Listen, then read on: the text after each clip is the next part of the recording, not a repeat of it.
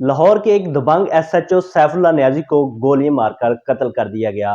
اس کو قتل کرنے والے کا نام عدیل بتایا جاتا ہے اور اس کا ویڈیو بیان بھی سامنے آیا ہے۔ پہلے آپ یہ ویڈیو بیان سنیں، اس کے بعد ہم بات کرتے ہیں۔ عدیل سیف اللہ نیازی انسپیکٹر ہے۔ کیوں ماریا انہوں؟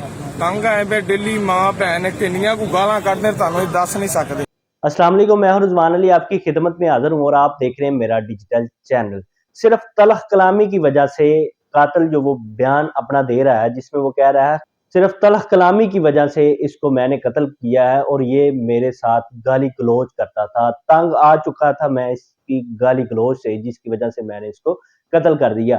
سیف اللہ نیازی صاحب بابو صاحب ٹاپ انٹرچینج پر اس وقت انچارج کی ڈیوٹی کا سر انجام دے رہے تھے اور لاہور کے اندر مختلف تھانوں کے اندر وہ بطور ایس ایچ او کافی جگہوں پہ انہوں نے اپنی ڈیوٹی سر انجام دی تھی۔ اس وقت وہ بابو صاحب ٹاپ انٹرچینج پر تھے اور رات کی ڈیوٹی کر رہے تھے۔ ڈیوٹی کے واپس آتے ہیں اور اسی فلیٹ میں، جس فلیٹ میں وہ رہائش رکھی ہوئی تھی انہوں نے، اسی فلیٹ کے نیچے ایک دکاندار جس کا نام عدیل بتایا جاتا ہے، وہ موٹر سائیکل کا مکینک تھا۔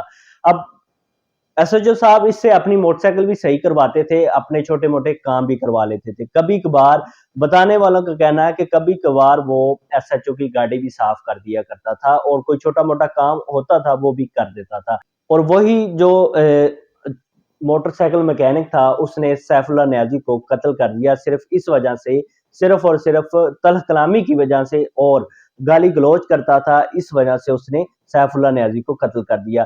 اس سے پہلے 2 سال قبل اگر بات کریں تو ایک رکشہ ڈرائیور تھا جس کو 9C کے پرچے کے اندر ناجائز منشیات کی وجہ سے اس نے گرفتار کروایا اور اس کو جیل بھیجا، کیونکہ وہ رکشہ ڈرائیور جو ہے نا ایک سواری کو لے کے آ رہا تھا اور جس سواری کے پاس وہ سامان تھا، وہ جب انہوں نے پولیس والوں کو دیکھا تو وہ رکشے سے نکل کر بھاگ گیا۔ جب پولیس والوں نے رکشے والے کو روکا اور جو سامان تھا اس کی تلاشی لی گئی اور اس میں سے منشیات برآمد ہوئی، جس کی وجہ سے سیف اللہ نیازی صاحب اس وقت موجود تھے جنہوں نے اس واقعے کی کارروائی کرتے ہوئے جو رکشہ ڈرائیور تھا اس کا مجرم ٹھہرایا۔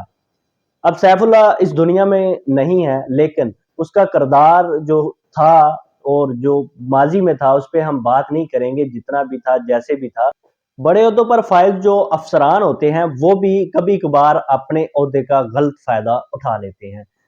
سیف اللہ نیازی کو عدیل نامی شخص نے اس کے اپنے ہی پسٹل سے، سرکاری پسٹل سے اس کو گولی مار کر قتل کیا، اور موقع پر جو قاتل تھا وہ وہاں سے بھاگا نہیں، بلکہ وہاں پہ جو ڈولفن فورس والے تھے انہوں نے آ کے اس کو موقع پہ گرفتار کیا۔ اس طرح کے ولاگ دیکھنے کے لیے میرے چینل کو سبسکرائب کریں۔ اللہ حافظ۔